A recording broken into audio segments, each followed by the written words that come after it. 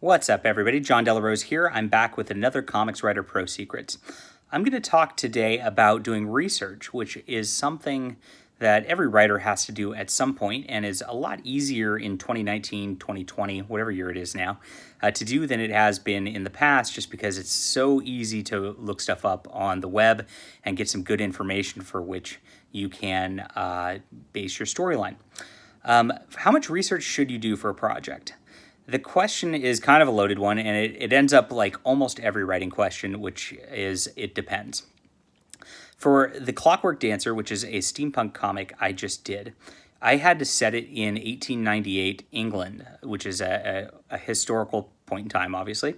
And I had another period where it went back to 1890. So I had to do a little bit of research on English history to see what was going on around the country at that time, to see what the political dynamics were, etc.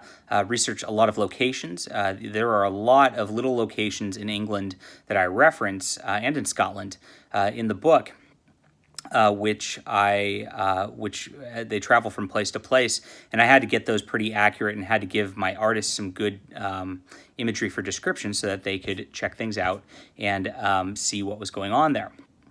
For reference. Now, I did that, and I found some cool stuff, and as I did a little bit of research, I found out about some other things going on at the time. The whole concept of the book is that we have like a Secret Service agent, which is the precursor to MI6 or James Bond, in later times. And it was Queen Victoria's Secret Service that went around and did these things at this point in time. So my main character was going to be an agent of that. So I had to learn a little bit about what was going on with that. I had to learn a bit about the geography. I had to learn about prison systems back in Victorian times. It was very, very interesting stuff, and I had to do quite a bit for this 22-page. And it's because it's alternate history. I had to get the history accurate. I had to get the points accurate, the locations accurate at the time. Now, when I'm doing something like Justified Saga, the Now Templar, I still have a crusading theme in there. So I have some historical moments which I'm trying to make allegorical for future times, but I don't need to be as exact. So I can have a basis, a looser basis for what's going on, and then change things for my science fiction worlds because they're their own unique worlds. They're going to have their own unique systems and things like that. And so I don't need to do quite as much research for something on that level. And doing a historical fiction was really something that's eye-opener for me because you really do have to do a lot more in that context. With Flying Sparks, which is a modern book, or with my alt hero novel, which is a modern book, I again had to research locations. I wanted to look up streets in different areas to see what it was like, look up different immigrant populations to see what the demographics would be like in different areas for things like that. Again, those are just like minor things, but I wanted to get them right for the setting and wanted to have them in the background so that it felt real for people who were reading it.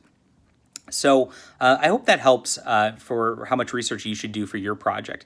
It really depends on your setting. It really depends on your time, your place, how much the setting actually is going to impact the story. Like my Victorian book, the setting is going to impact this story considerably versus Flying Sparks. It's kind of just there. It's not really much matters to the setting other than the fact that she's a college student in Los Angeles, which is a pretty generic setup. So keep that in mind when you're doing the research. And what hits the page? Honestly, what hits the page really should not break the flow of the story is another important part to doing your research. The flow of the story is what's most important. Keeping the pacing going is most important. If you want to dump pages of text about how much you learned in the dialogue, it's going to slow down the book and it's not going to be very fun for the readers. If you just put it into the background as the way it looks for a panel for the way things are drawn, it's going to help the reader ground them in the story, and it's not going to bog things down. So make sure to be very careful about that and how much you use your research. A lot of amateurs make a lot of mistakes in putting too much of their research into the product because they want to show everybody exactly how much they learned in the process of making the book to begin with. All right, everybody.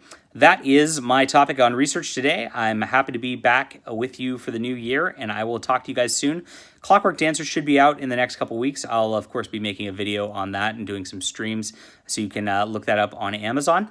Subscribe to the Patreon, subscribe to the channel, leave a like, leave a comment on how much research you do on your writing, what's going on. Love to hear from you guys. See you.